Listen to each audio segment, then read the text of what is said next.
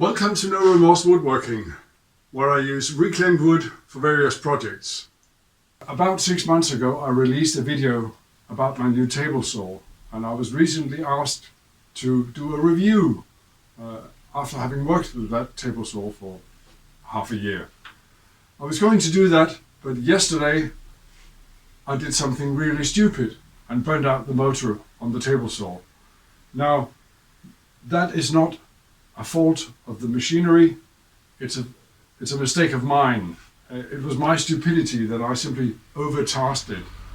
This is a hobby machine and I was tasking it with industrial work. It's summer here in Denmark. Yesterday was a very warm day and I was rip cutting for 1 hour straight, one piece of wood after another, and that simply burned out the motor. I thought it was the reset thermal switch, but unfortunately it wasn't. So what to do in a situation like that? Well, there's not really that much else to do but to go and buy another. And I've just returned from the store, having paid a little more for this one than I did for the other one. It is the same saw, I like it very much, and it will fit into my table saw stand. So why did I buy this saw once more when I've just burned up the motor? Well, first of all, I don't blame the brand or the saw for my stupidity. If I'm stupid, I make mistakes, and mistakes have consequences. Second, I really like the saw. It does what I want, it does what I expect, and it comes, well, in this case at a rather high price, having to buy two of the same, but it did come at a very good price at the time, and if I hadn't been stupid, it would be still a very good saw at a very good price. And the third, and that's more of a practical reason, is that my table saw stand is set up for this saw, and I'm rather busy with a lot of projects, so I need a saw in action again quickly.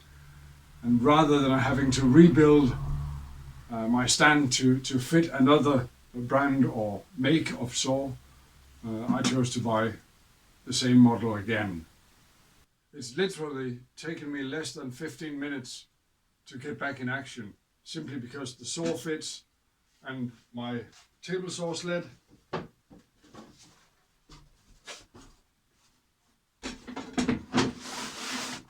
it fits the saw, and I'm back in action. And no, I'm not even going to think about removing the riving knife. It stays in. Once is enough for me.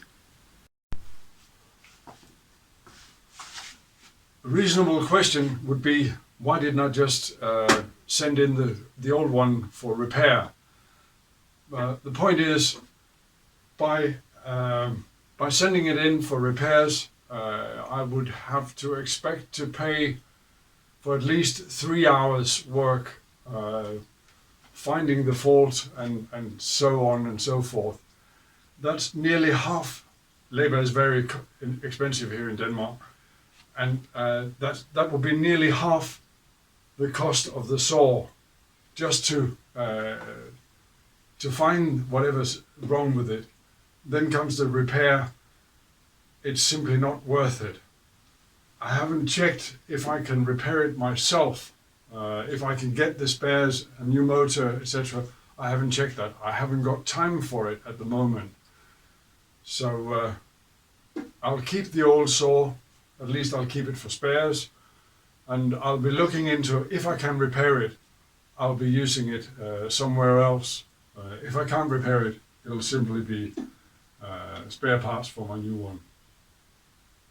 I hope you've enjoyed this video. If you have, please leave a like and subscribe to get notification when I upload new videos. Thank you very much.